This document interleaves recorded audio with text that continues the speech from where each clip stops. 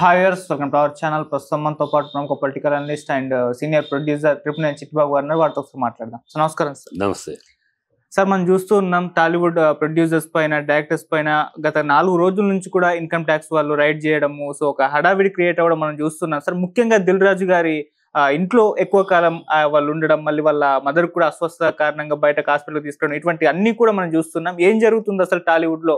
ఏం లేదు, టాలీవుడ్ అని ప్రత్యేకించి కదా ఇన్కమ్ ట్యాక్స్ రైడ్. అది టాలీవుడ్ అవ్వచ్చు, ఇండస్ట్రియల్ ఎస్టేట్ అవ్వచ్చు, ఇంకేదో. ఇన్కమ్ ట్యాక్స్ రైడ్ అంటే ఇంత ఇలాగే ఉంటుంది. ఇన్కమ్ ట్యాక్స్ రైడ్ అంటే వాళ్ళు అన్ని ఇన్ఫర్మేషన్ గ్యాదర్ చేసుకుని వస్తారు. బ్లైండ్ గా నువ్వేదో ఒక ఇన్ఫర్మేషన్ ఇస్తే దానికోసం వచ్చారు గవ్వుకున్న నలుగురు ఆఫీసర్లు.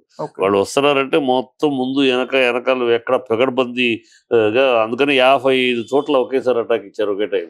సో వాళ్ళదంతా పగడ్బందీగా ఉంటుంది. ఆ పగడ్బందీగా ఉన్నప్పుడు మనం ఏం చేస్తారులే అనుకుంటే చాలా కష్టం. ఎందుకంటే దాని వాళ్ళ పరిధి, వాళ్ళకు ఉండే కెపాసిటీ, వాళ్ళకి ఉండే పవర్ వాళ్ళకు ఉంటుంది. సో దాని మీద వచ్చినప్పుడు చేస్తున్నారు. వాళ్ళు ఖచ్చితంగా ఎవరు బయటకు వెళ్ళడానికి లేదు. ఎవరికి వెళ్ళాలంటే మొత్తం చెక్ చేసి పంపిస్తారు. బయటకు వెళ్ళి ఫోన్లు తీసేసుకుంటారు. వీళ్ళు లోపలికి ఎంటర్ అయినాక లోపల ఉన్నవాళ్ళు లోపలే ఉండాలి. వీళ్ళు బయటకు ఎదిగి ఇన్ఫర్మేషన్ బయటకు వెళ్ళటం, లీక్ అవటం, ఇవన్నీ చాలా జాగ్రత్తలు పడతారు. సో ఎవరు వెళ్ళనివ్వరు. పేపర్లు పేపర్ తీసుకుంటారు. నీ జేబులో పేపర్ ఉన్నా సరే యూ హ్యావ్ టు సబ్మిట్. నేను నా పర్సనల్ పేపర్ అంటే నీ పర్సనల్ ఏమైనా సరే ఇవ్వాల్సిందే, వాడికి హ్యాండ్ ఓవర్ చేయాల్సిందే. అట్లా చూస్తూ ఉంటారు. ఇప్పుడు 3 రోజుల కంటే మరి మొత్తం 55 సినిమాలు తీశాడు, అనేక సెన్సేషనల్ హిట్లు తీశాడు, పెద్ద పెద్ద budget, pan India budget cinema తీశాడు. ఈ మధ్య అవి కూడా తీస్తున్నాడు. సో ఎంతవరకు ట్యాక్స్ కట్టారు, జిఎస్టీ ఎంత కట్టారు, జిఎస్టీలు ప్రాపర్గా పే చేస్తున్నారా, మీరు ఇచ్చిన రెమ్యునరేషన్లో ఇచ్చే వాళ్ళందరికీ జిఎస్టీ కట్ చేసి రెమ్యునరేషన్ ఇస్తున్నారా, 2000కు మించి ఇస్తే జిఎస్టీ కట్ చేయాలి, ఇవన్నీ ఫాలో అయ్యారా లేదా, జిఎస్టీ రిపోర్ట్ వీళ్ళు అకౌంట్స్ ఉంటాయి కదా, జిఎస్టీ కట్ చేశారు, కట్ చేయకపోతే ఎక్కడ కట్ చేయలేదు, ఎందుకు కట్ చేయలేదు, జిఎస్టీ కట్ చేయకుండా ఎందుకు ఇచ్చారు మీరు, అంటే అదే యాక్చువల్ అమౌంట్ అది. ఇట్లా రకరకాల క్వైరీలు ఉంటాయి. వాళ్ళు టెక్నికల్గా వాళ్ళు అడుగుతూ ఉంటారు, చేస్తూ ఉంటారు. అది ఒక రోజులో అయ్యే పని కాదు కదా. ఏదో ఒక సినిమా 2 సినిమాలు అయితే పట్టణ పొద్దునే సాయంకాలం అన్ని క్లారిటీ అయిపోతాయి. ఇది 50 సినిమాలు, 10 ఏళ్ళుగా ఆయన సంపాదన, 10 ఏళ్ళుగా లైమ్ లైట్లో ఉన్నాడు. సో తప్పేం లేదు. ఇప్పుడు మనం సంపాదిస్తాము కనుక ఇన్కమ్ ట్యాక్స్ అనేది ప్రభుత్వానికి కట్టాల్సిన డబ్బు కనుక ఆ ఇన్కమ్ ట్యాక్స్ డబ్బు కరెక్ట్గా వస్తుందా లేదా అని చూసుకునే బాధ్యత వాళ్ళది, ప్రభుత్వానికి. కనుక ప్రభుత్వం చేస్తుంది. దొరికితే పెనాల్టీ వేస్తారు. ఈ డబ్బు ఈ 100 కోట్లకి రాలేదు ట్యాక్స్, నువ్వు రాసినట్టు ఇచ్చినట్టు చూపించావు కానీ ఇక్కడ అకౌంట్ రాలేదు. అన్ని అకౌంట్సే కదా, ట్యాక్స్ ఇన్కమ్ ట్యాక్స్ కట్టే అన్ని అకౌంట్లోకి వెళ్ళాలి. సో ఇది రాలేదు, సో ఇది ఏంటిది లెక్క ఇవన్నీ అడుగుతారు. అతనికి ఎందుకు అతనికి ఇచ్చిన బయట మేము విన్నాం మరి 100 కోట్లు ఇచ్చావని, హీరోకి 100 కోట్లకి ఎక్కడ రసీటు, 100 కోట్లు వైట్ ఇచ్చావా, బ్లాక్ ఇచ్చావా, అన్నీ ఉంటాయి. వాళ్ళు అన్ని రకాల ఎంక్వైరీలు చేస్తారు.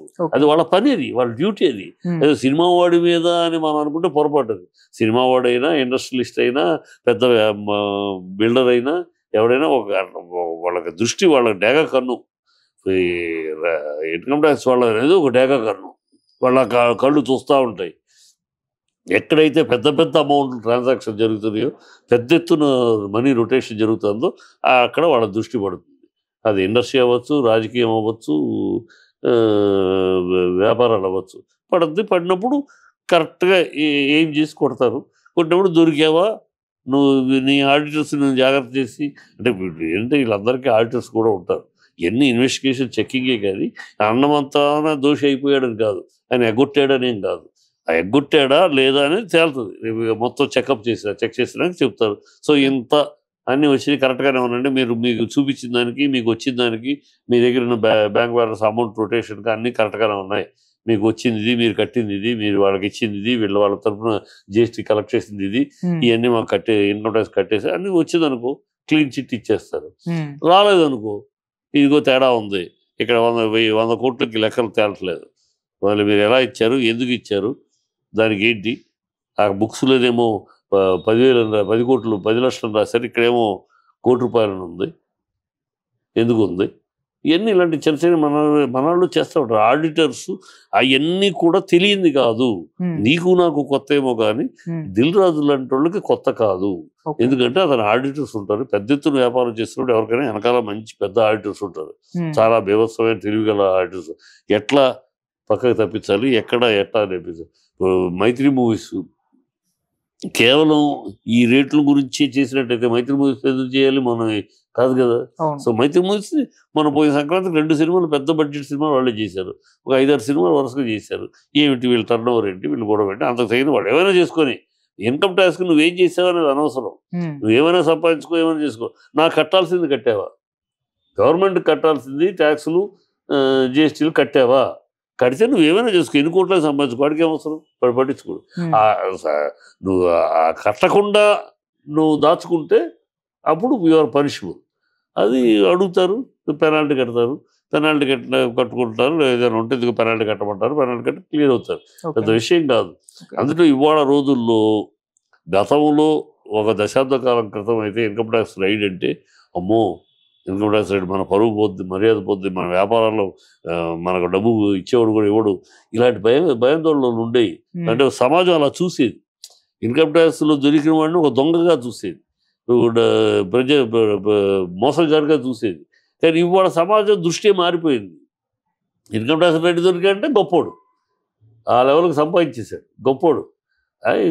మా మాస్టర్ అది వాడు 100 కోట్లు వాళ్ళకి అలా కట్టగలిగాడంటే ఎంత గ్రేటు అని ఫీల్ అయిపోతుంది సమాజం. వాళ్ళకి ఎప్పుడైతే గొప్పతనాన్ని income tax raid, income tax డబ్బులు ఎగ్గొట్టడం, గవర్నమెంట్ డబ్బులు ఎగ్గొట్టాను ఒక గొప్పతనంగాను, ఒక తెలివితేటలుగాను, వాళ్ళ గణకీర్తిగాను చూస్తూ మొదలెట్టిందో సమాజం ఈ జరుగుతూ ఉంటుంది. ఓకే సార్, అంటే సినిమా కలెక్షన్ పోస్టర్స్ కూడా ఇన్కమ్ ట్యాక్స్ రైడ్స్ కారణం అని కూడా చెప్తున్నారు సార్. అంటే గేమ్ చేంజర్ మొదటి రోజు 186 ఒక దానికోసం అయితే మరి వీళ్ళెందుకు పట్టుకుంటారు, మైత్రి మూవీస్ ఎందుకు పట్టుకుంటారు, వాళ్ళదే లేవు కదా దాంట్లో.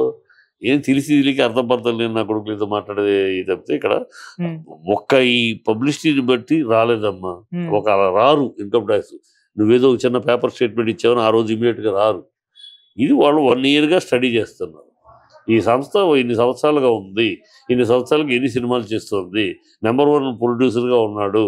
సో థియేటర్లు ఉన్నాయి, ఎగ్జిబిటరు, డిస్ట్రిబ్యూటరు, ప్రొడ్యూసరు. సో ఇదంతా చరిత్ర అంతా వాళ్ళు చూస్తూ ఉన్నారు. వాళ్ళ డేగాను పడింది, ఎప్పుడో పడింది 2 ఏళ్ల క్రితమో 3 ఏళ్ల క్రితమో 2 సంవత్సరాల క్రితమో మొత్తానికి పడిపోయింది. పడబట్టే మొత్తం స్టడీ చేసి 55 చోట్లకి వచ్చారు, 55 చోట్ల ఒకేసారి అటాక్ ఇచ్చారు. సో ఎంత అది నిన్నేదో అడ్వర్టైజ్మెంట్ చూసి అంత లేఖితనంగా ఉండదు ఇన్కమ్ ట్యాక్స్ రైడ్ అంటే.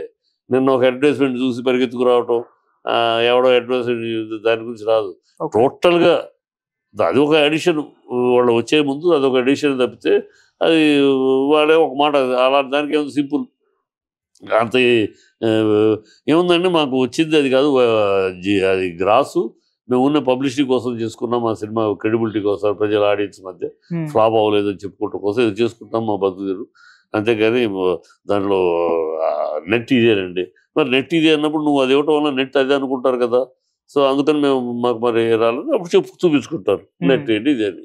So okay it's all right, అలా వెళ్ళిపోతుంది సింపుల్గా. అలా సింపుల్గా వెళ్ళిపోయే విషయాల మీదకి రారాళ్ళు. అంత సింపుల్గా వెళ్ళిపోయేదానికి వచ్చేసి అటాక్ ఉండదు. వాళ్ళ దగ్గర ఏ బలమైన ఆధారాలు ఉన్నాయి, బలమైన ఇన్ఫర్మేషన్స్ ఉన్నాయి.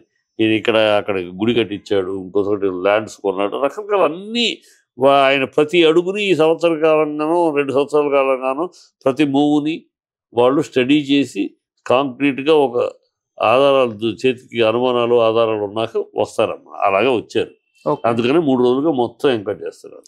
అంటే సార్ హీరోలో ఈ ట్రాన్సాక్షన్స్ ఏ విధంగా ఉంటాయి సార్? అంటే బ్లాక్ లో తీసుకుంటారా, వైట్ లో తీసుకుంటారా? ఒక చర్చ జరుగుతుంది. అంటే వెంకటేష్ గారు నేను వైట్ లోనే తీసుకుంటాను అని, మిగతా హీరోల సంగతి నాకు తెలియదు అని చెప్పేసి ఒక స్టేట్మెంట్ ఇచ్చారు. ఏ విధంగా ఉన్నాయి సార్? దాదాపు ఇవాళ ఇండస్ట్రీ, తెలుగు ఇండస్ట్రీ కదమ్మా, తమిళ ఇండస్ట్రీ, ఏ ఇండస్ట్రీ దాదాపు హీరోలు ఈ కోట్లకు పెరిగిన లక్షల్లో ఉన్నప్పుడు వేరు, ఎప్పుడైతే ఇండస్ట్రీ కోట్ల స్థాయికి పెరిగినాక దాదాపు all heroes, all language mostly ఎవరు కూడా బ్లాక్ అనేది లేదు. బ్లాక్ 99% లేదు. ఎంతసేపు వాళ్ళు వైటు ఏరియా తీసుకుంటున్నారు. ఎవరిలాగా మొత్తం రెమ్యునరేషన్ తీసేసుకుంటాం కాదు. రెమ్యునరేషన్లో ఒక భాగం తీసుకుంటాం, ఒక పర్సంటేజ్, ఒక 10% లేకపోతే 25% తీసుకుంటాం క్యాష్గా. క్యాష్ కానీ అకౌంట్లో కానీ. మిగతా అంతా ఏరియా, ఒక ఏరియా ఒక నైజాం తీసుకుంటాడు. నైజాంలో అతని రెమ్యునరేషన్కి ఎంత వస్తే అంత ఓకే వచ్చిందే దక్కుడు అంతే. ఫ్లాప్ అయితే ఫ్లాప్, సక్సెస్ అయితే సక్సెస్. సో ఆ లెక్కలో ఉంది కనుక ఇవాళ బ్లాక్ అనేది చాలా తగ్గిపోయింది. బ్లాక్ తీసుకుని ఇవాళ లక్షలప్పుడు బ్లాక్ తీసుకుంటే మేనేజ్ చేయొచ్చు. కోట్లు బ్లాక్ తీసుకుంటే ఏం చేస్తావు నువ్వు? ఇప్పుడు కోట్లు బ్లాక్ను వైట్ చేయాలంటే చచ్చిపోతావు. బ్లాక్ను వైట్ చేయాలంటే ఎవడు రిజిస్ట్రేషన్ కూడా బ్లాక్ అమౌంట్ తీసుకుంటా ఎవడు బ్లాక్, ఎందుకంటే బ్లాక్ అమౌంట్ రేట్లు అన్నీ కూడా వస్తాయి. ఇల్లు కొనాలంటే కూడా రిజిస్ట్రేషన్ కూడా మ్యాక్సిమం 80 ఏదో 20% తప్పితే మీదంతా ఆ 20% కూడా ఇది వైటే. అది కూడా వాడి పేరు మీద దాని ఎక్స్పెన్స్ అనో దీని ఎక్స్పెన్స్ కింద ఇవ్వటం, మెయింటెనెన్స్ కనో లేదా దానికి వాల్ కట్టి ఇవ్వాలని, ఆ వాల్ కోసం 20 lakhs ఆల్రెడీ కట్టున్న వాళ్ళు కట్టాలని. సో ఇలాంటి చిన్న చిన్న మేనేజ్మెంట్స్ తప్పితే అసలు టోటల్గా బ్లాక్ తీసుకునే పరిస్థితి పోయింది. వైటే తీసుకుంటారు చాలామంది, అక్కడక్కడ అడపదడప ఏరియా తీసుకుంటున్నారు.